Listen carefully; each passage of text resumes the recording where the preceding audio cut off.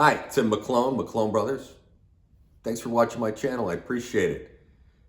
Remember, self-isolation does not mean hibernation. Get out there and live your life. Don't drink, don't smoke, don't do drugs right now. Well, a little moderation's all right, but don't grab the bottle of scotch or beer and drink beer all day and play video games and eat potato chips. You got to stay focused right now in your business, or if you're working for someone, get that to-do list, prepare the night prior, work on your goals, work on your mind, your fitness.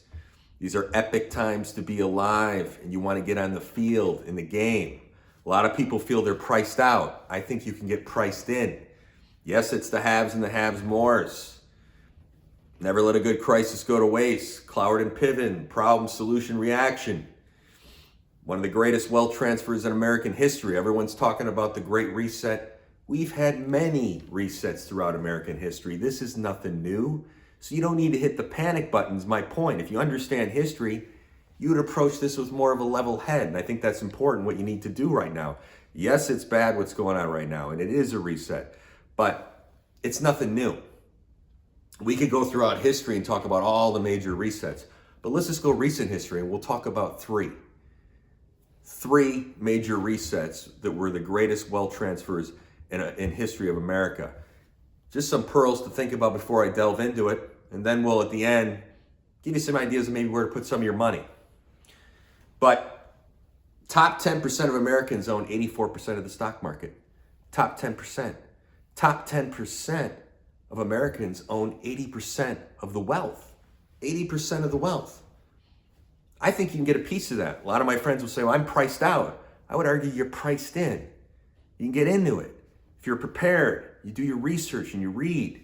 You don't sit in front of the TV and don't pout. It's the climb up the mountain. Life's a pain in the ass, and you got to work your ass off and struggle.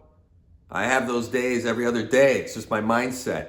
But you got to keep pushing. And the funnest part of life is the climb to the top. When you get to the top, that's when you make mistakes. You start drinking. You need 5 therapists. I always want to be pushing and never be satisfied. That's what you got to do. The climb to the top, the struggle is what it's all about. Our parents, what they went through in life, come on. This is nothing. This is a piece of cake. So, what was the first reset? Recent times, 1987. Stock market crash in 1987. The Dow Jones Industrial Average, what did it do? 22.6 drop. Incredible. Black Monday. I remember my dad in Hawaii, sitting on the beach. I think he was at the pool. He said he dropped his drink and almost fell in the pool. So everyone was crying about that time. All those insurance agents, they were insurance agents that got into be stockbrokers and made millions of dollars. If you were alive in that time, working in that time, those early 80s, they made a ton of money. And during that reset, that was the first major wealth transfer, and people got rich off that, 100%. If you were in the know, you probably bought an island. So that was the first major one, October 19th, 1987.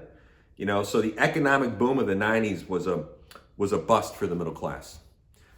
If you look at 2001 to 2002, we had the tech bubble, internet bubble, and this is the second great reset. 2001, 2002, you saw a sharp decline in the stock market. Some would call it the internet bubble bursting. You had sharp decline in stock markets across Canada, the US, Asia, in Europe. Massive declines. What is the key takeaway? What's the one thing that all that led to? After 2001, the Fed lowered interest rates, the kiss of death below 1%. They lowered interest rates below 1% in 2001. So, this, in my opinion, was the end of the middle class, the final death blow. As I've always said, there's never been a middle class. It's a name someone came up with at a round table to make people feel good. They're not too low, they're not too high. They'll be happy, they won't cause any ruckus. There's always been a pauper clerical class, and the haves and the haves-mores. It's just being expanded right now because of the COVID, and this was the first big expansion of it. 1987, October, stock market crash, followed by 2001, the tech stock market crash decline, which led to 1% interest rates. Now, what did the low rates lead to? A boom in subprime mortgages. Remember the CDOs, collateralized debt obligations? I remember I was living in my house in 2006, living on top of the world in Orange County. It's like, this isn't going to end. I'm house rich, got money flying all over the place.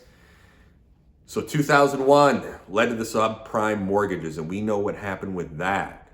So this is key. Between 2011 and 2017, some of the world's largest private equity firms and hedge funds snatched up over $36 billion of everyday American real estate. They got it for pennies on the dollar. So your new landlord, guess who it is? Wall Street. Wall Street 100%. So they got the deal. So 2001 subprime, the haves and the haves mores came in, snatched it all up. Banks didn't help anyone out with all those foreclosures. What happened? 3.1 more million homes went into foreclosures. Wall Street received bailouts. Who bought the foreclosed homes? The banks. $36 billion. They set up those programs. I was trying to help people with those programs when I was working for a Fortune 500 company. I remember those. And I helped fill out all this paperwork. They would lose the paperwork. And some guy just pulled me aside and he goes, you know, you've helped this guy out 2 times with the paperwork. It's going to tell you they're not going to help you. It doesn't behoove us to do it. We got the money. We're going to keep it. And they didn't help it. I know one person that got it, and it was a weird rate, and it trickled. It was only for a little while. So they absolutely royally screwed people. They double dipped, and the banks picked up $36 billion of real estate at pennies on the dollar. The second great reset. Your new landlord, Wall Street. So the COVID transfer now, the COVID wealth transfer, I think it's worse than the other two combined, actually. Why? The whole world economy has been shut down. Supply chains have been shut off. They weren't shut off in 87. They weren't shut off in 2001. And what's the end result of this? Millions of Americans are going to go into poverty. 8+ million, 10+ million are going to fall into poverty. Epic times to be alive. This will end the middle class. I think it's going to be the final death blow, if you want to call it the middle class. I mean, the elites on March 23rd, they had a secret meeting at the New York Fed when all this went down behind closed doors. If you remember that, they went into a secret meeting and they put all this together.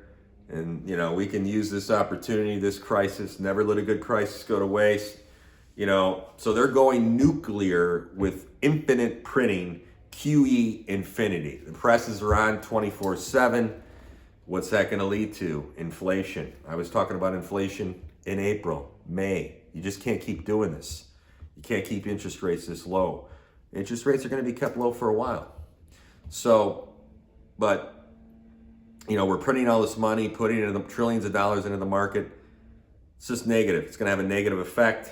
And we'll get into some of that when I talk about what areas to maybe look at and buy in with this digital stuff, what's going on.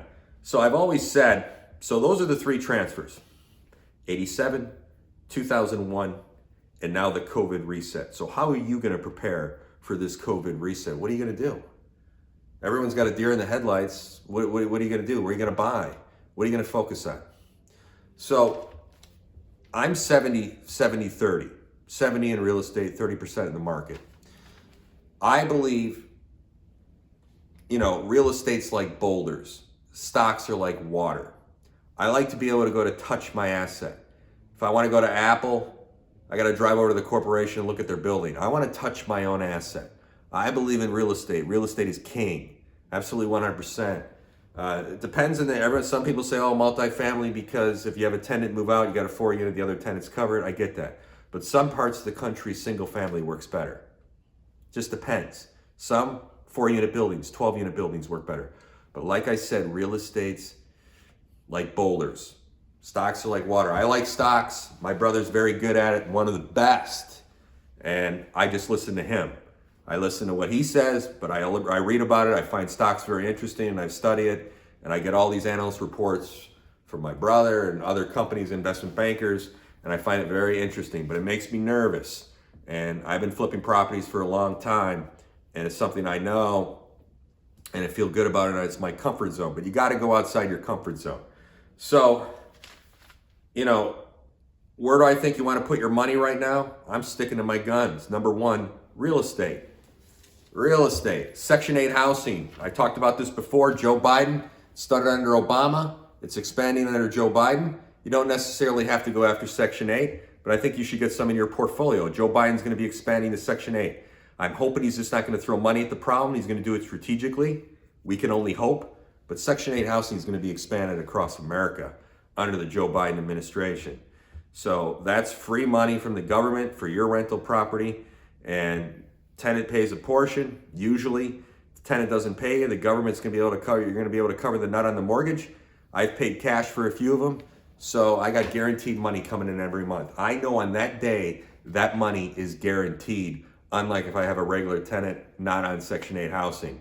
So I still believe real estate, hard assets, number one. That's where you want to put your money. We've talked about it in other videos. Just want to go over this briefly. Okay, so I talked about it earlier. Digital currency. What's the number one disruptive currency in the market right now? Everyone's talking about Bitcoin. Okay? People's money. Fed can't touch it, right? That's what everyone's saying. Bitcoin is the fastest horse right now, already outpacing every other major asset class in the world. Here's what gives me heartburn. From all the research and people I talk to and my own common sense, you want to put about 1% of your assets total into Bitcoin. I put 0.5, half that.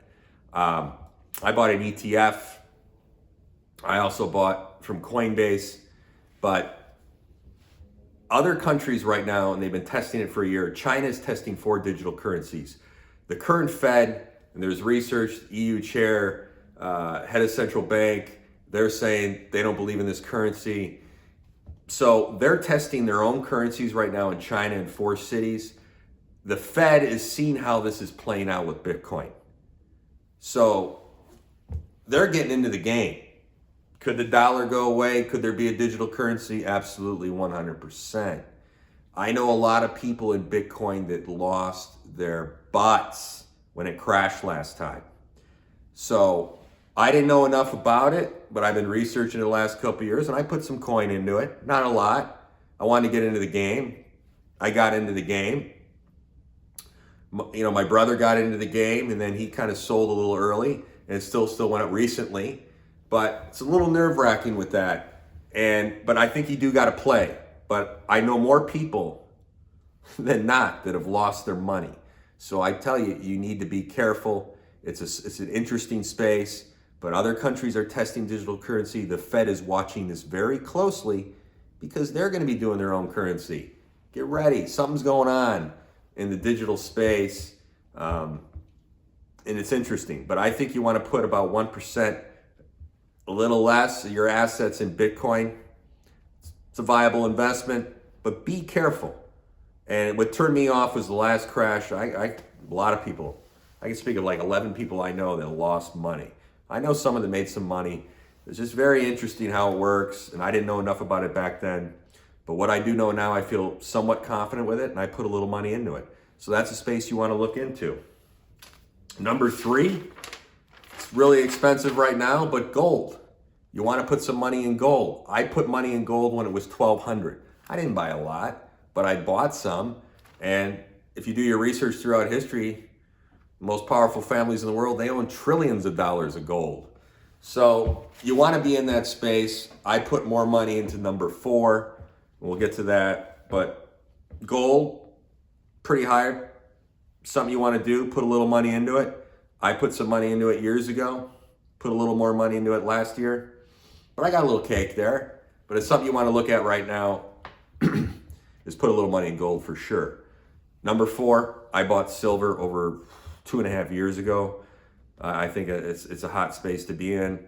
I just keep putting a little money every now and then into silver. I've been doing that the last 4 years. Don't even look at it. Just keep pouring it in there. I got a little bit of money in there, but that's another space you want to look at. I own a couple gold miner stocks. Number 5, gold miner stocks. Look at gold miner stocks. I got some good leads from investment bankers on that. That's a little more affordable than buying gold outright.